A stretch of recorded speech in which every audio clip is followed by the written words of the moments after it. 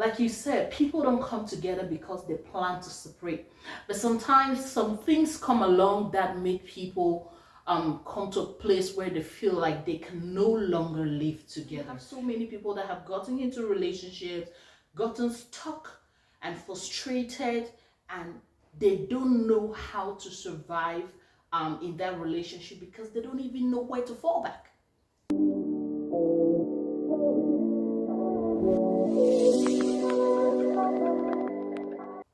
We're taking one step at a time. All right.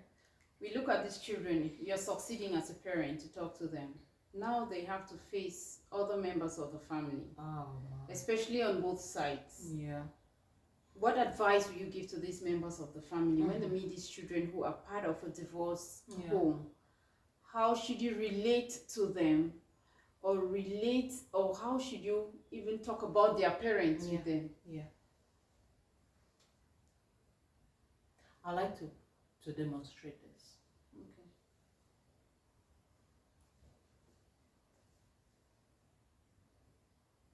Shield them. Okay. Hug them and shield them. When I say hug them, I don't mean a physical hug, like grab them around your arms, but accept them, receive them. Because at this point where these babies are, Shansia, they're confused in their own way. And you don't know it. So they go to mommy and they go to daddy and they are unsure who is who or who is saying what or whose story is true or not. And now they come to you, auntie. Woe betide any auntie or uncle who steps or feels that it's their responsibility to tell the children who is right and who is wrong. That's true. Woe betide you. It's a very delicate state of mind for the kids. And let the parents be the one to feed the kids what they want to feed them. Do not, and I say do not, be the auntie, be the uncle. Period. You were not there at the beginning. You don't know how it went wrong. Whatever you believe is what you have been told, and everybody will tell the story to suit your shoes. So, when these children come to you as that outside person, that auntie, that uncle, that grandma, that whatever you are, how are you? Let your conversations revolve around the child, their well-being. Do they feel okay? And mind you, try not to create because there's an unconscious way of creating a conversation that tells somebody that something is wrong. Are you people really fine? Is mommy really taking care of you? Is daddy, is everything? Yeah. When was the last time you spoke to daddy? Shut the teeth up. Shut it. That's not the conversation. That's true. That's not the conversation. It's not. You know?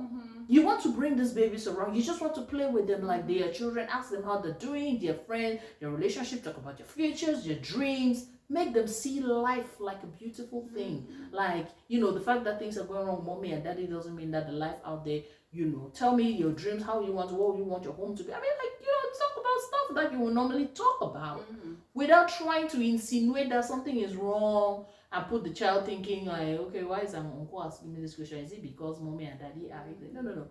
Just be that place where they can fall back to. Surrounding them with love is the best you can do at that time. Honestly. Wow. Yeah.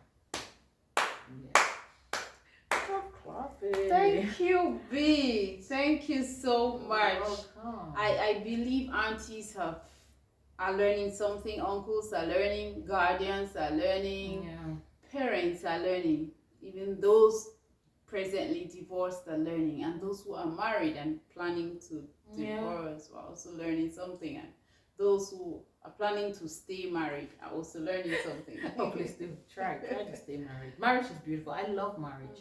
I love the home. I love the institution of marriage. And you know, I encourage everybody. It's such a, you know, this thing that went around sometime on social media, and people were like, is marriage an achievement? With girls are doing stuff and acting like marriage. Oh, yes. Yes. Yes, it is. Quote me anyway. It is an achievement for the man and for the woman. I am Mrs. Why? Yeah. Because these girls are going to tell you. These ladies are going to tell you that there is a flip side of all that facade. Where they cry, where they soak their pillows, where the parents call them and tell them crazy stuff, where they get into family meetings and stuff and aunties look at them with bombastic side eyes. And you know, and even for men, oh, but when you're age they talk, say, bring your picking. Age made one born finish, you therefore they work a fair woman, they work a fair married. You know, there's all of that pressure in society, and you know, people are not talking about it because we want to be perfect. Can you just allow yourself to be vulnerable and just be real and just be authentic?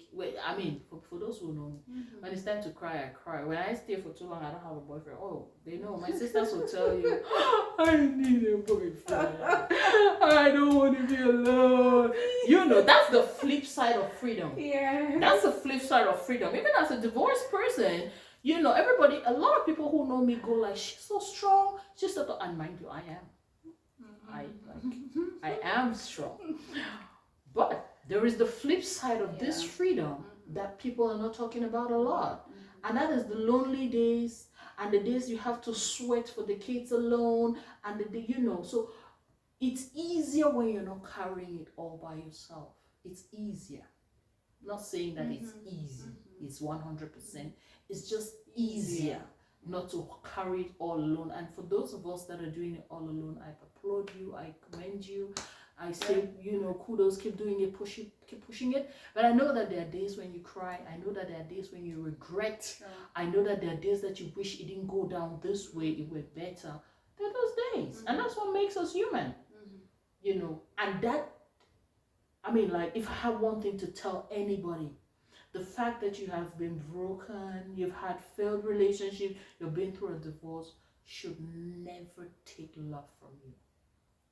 I'm a lover par excellence. Like, I'm a lover par excellence. Yeah. I would love. Yes, you have your show. I'm just saying that. People should not give up on love because one relationship went bad. That's just what I'm trying to say. True. Sorry, I'm not trying to steal your show. There's one last set of people that we didn't talk about that I really want to get to know. How should the clergy behave towards divorced people? The clergy. Shansia, the clergy. The clergy people. And the Christian community and your people you called your own people. Yes. How what do you need from them as someone going through a divorce? Yes. You know, I could talk about this particular, like just this one. I could go on for hours because this is the one that hit me the most. Now, this may sound like I'm attacking the church. I'm not attacking the church, but I'm trying to say that if it is not handled better, you will lose people. All right. The same people that you're supposed to be shepherd over, the same people that are supposed to be the flock that you're supposed to tend, you're going to lose them and you will not see it coming. You're just going to lose them. It's not because the church has a direct responsibility over any marriage. I don't think so. But I think that for marriages that revere and put the church in a place in their homes, the church, I'm not attacking the clergy, it's pulpit like pew, because down here we're all Christians and we have values. And up there we have, you know, Christians just one step higher because God has placed them there to, you know, look over us, guide us, and all of that. That is my story. There are people that I've also talked to that it was the church that stood with them. And when I talk about the church, I'm not attacking any institution. I'm attacking a mindset that makes people feel condemned. Okay. Why? Because it is a taboo. Do your fact checks. It is a taboo in the church to be divorced. When you are divorced, you're in some churches, I hear they send you to the back bench. It's like immorality. When you are divorced, you are no longer qualified to be part of the pulpit. If you're an elder or anything, oh no, you just lost your clerical. If you are divorced, you are a bad example to the society. And then we forget that we're all human. We're all just human trying to find our way to God. Like, we're all just human. It breaks my heart when I say the church failed me, but guess what? It did. Because there were people I looked up to. I don't know, maybe I take some of the blame because I put them too high. And when I say them, it's not any person in particular. It's not the pastor, it's not the elders, it's nobody in particular. It's this set of people that I felt would shield me, would shield my home, would guide us on a warmth and love that, would show some level of concern. But all that came to me was judgment and condemnation, because you had listened to his side of the story, or because you had listened to my side of the story. Everybody that spoke to me hates him. Anybody that spoke to him hates me. And so in this place where we all go and make holy, holy, and we get up and say, hi sister, hi, and they turn your back and say, unfortunately, that's the reality. But I keep saying that the church needs to grow to a place of love where all they see is Christ and humanity. Away from the fact that you belong to that building that we all walk into. We are humans. If your boss is a Muslim or a Rosicrucian, I don't know 10 Christians that will resign from work. I don't know them. Because my boss is Muslim and I don't believe in Islam, it's a demonic religion, that I cannot work with them. I don't know them.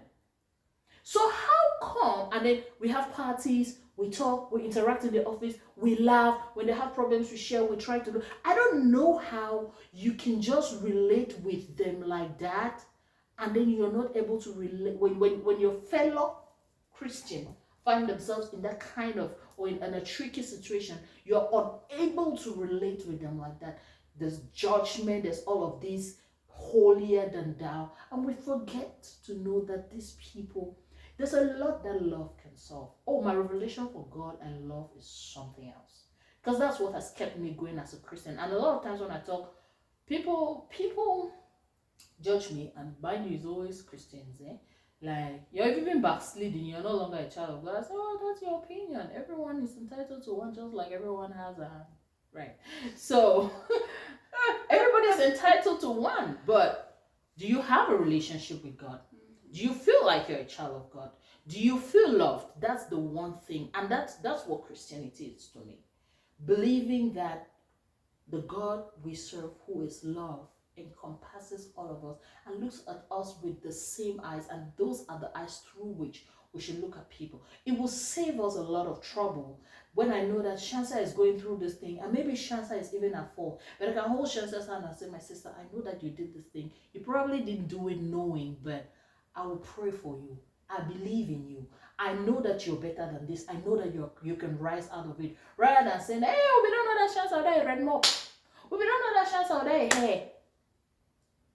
There's no way you will hear me say that about you and then tomorrow you want to come to me. There's no way. And what did you just do? You just pushed me. But we're supposed to be in a society, in an environment of love that shields us, that protects us, that makes us vulnerable to one another, and we can feel free to talk to each other without feeling condemned or judged. But unfortunately, that's where the most judgment is coming from. And we go back to the Bible, and God said, who made you judge over Israel? Now, we have judges in Israel. Hey, we have. Thank you so much. So, thank you. The church should handle it. Hello, parents. Hello, viewers. B has spoken. And I like the last demonstration she just made. You should be there to hold someone's hand. Yeah. Do not judge people. Yeah. Let love lead. Yeah. In everything we do, let love lead. Yeah. And when you see people who are in a divorce situation, don't throw stones at them. Yeah. Because you are in a glass house too. You never know. And also, make sure that you love them. Don't take sides. Yeah. Listen. It's true it may concern you, but it may concern your person and you're feeling hurt that you're hurting this my person. But in all of that, you're loving that person, but you're also giving a benefit of the doubt. You don't want to go ahead and say some things you may regret in the future, because you don't know if that person is telling you everything about the truth. So why not instead pray for these people? Why not love them? Why not encourage them to go through this season and be strong, rather than being the one to bringing them down? Most especially their children. Please. Very important. Please. Let this topic away from their ears. Just love them. Just relate to them the way they are.